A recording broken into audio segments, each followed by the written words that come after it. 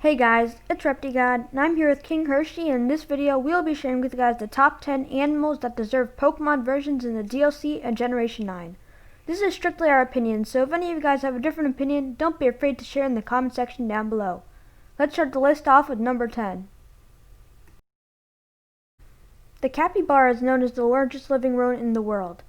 Capybaras love to spend time in water and are very strong swimmers. This makes them suitable candidates for the water typing, though outside of that, they are very plain and normal. The perfect type combination for them would be water normal. Though there already is a water normal type, Bibarel, it would be interesting to see what Game Freak will come up with when creating a Capybara Pokemon. For now, I think this image does a pretty good job showing what a Capybara Pokemon might look like in the Isle of Armor DLC. I do not agree with the typing though, as I think it should be water normal. Opossums are one of the most common roll-kill animals all across the world. So why not turn that into a super cool Pokemon concept, where you start the evolutionary line with the small normal type opossum that then evolves into a ghost normal type roadkill possum when it learns roll out. This image does a really good job showing what I'm trying to get at. This new Pokemon would make for a very interesting new Pokemon Generation 9, where it could be a static encounter on large roads. Termites are social insects in that they have an organized structure in a colony with a king, a queen, and various castes, each of which have a specialized function. Termites build huge mounds, the largest of which covered an area about the size of Great Britain. Why not turn this into a cool Pokemon concept, like giving a termite Pokemon a Gigantamax form where it turns into a giant mound. As for the typing, should be bug ground. This image does a really good job showing what I'm trying to get at, and would make for a cool new Pokemon, the Isle of Armor DLC or Generation 9, depending if they keep Gigantamax and Dynamax around. The ghost shark is a relatively new animal discovered only 20 years ago by scientists. While it is dubbed a shark, it is actually not one, and it is a cousin to sharks. They live in the dark, never to see sunlight, and that's why I think it should be the third ever ghost dark type. However, water ghost type also makes sense for it. I think it would be a terrifyingly cool new Pokemon in the Crown Tundra or maybe even Gen 9.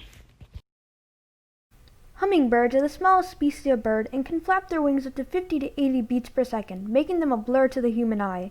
They are one of the most interesting species of birds and can make for a super cool new species of Pokemon.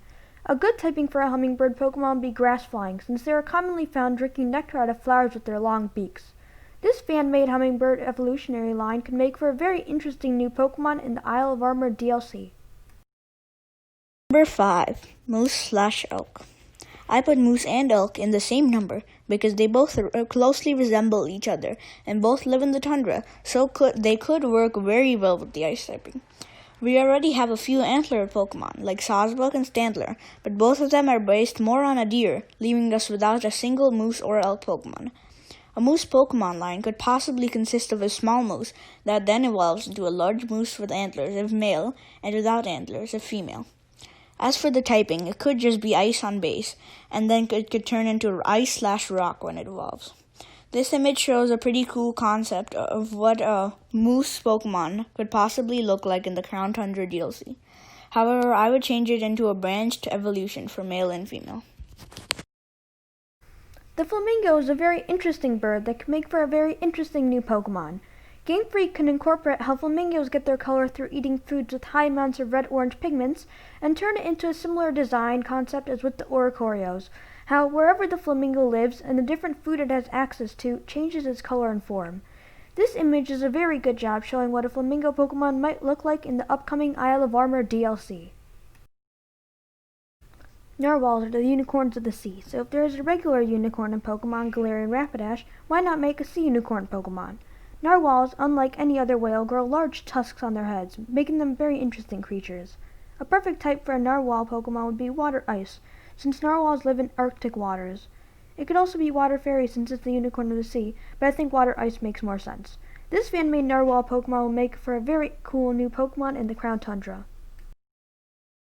The platypus is one of the most interesting mammals. It lays eggs, has a duck bill, and is one of the few living mammals to produce venom. The venom is made in venom glands that are connected to hollow spurs on their hind legs.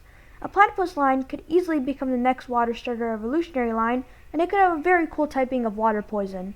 This fan-made platypus line could make for a very cool starter evolutionary line in the next generation.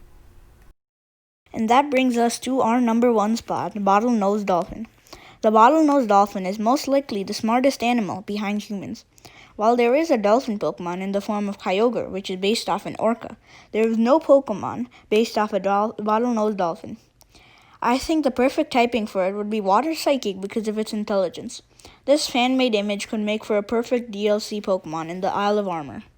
Thanks for watching, and don't forget to subscribe and smash that like button on both our channels.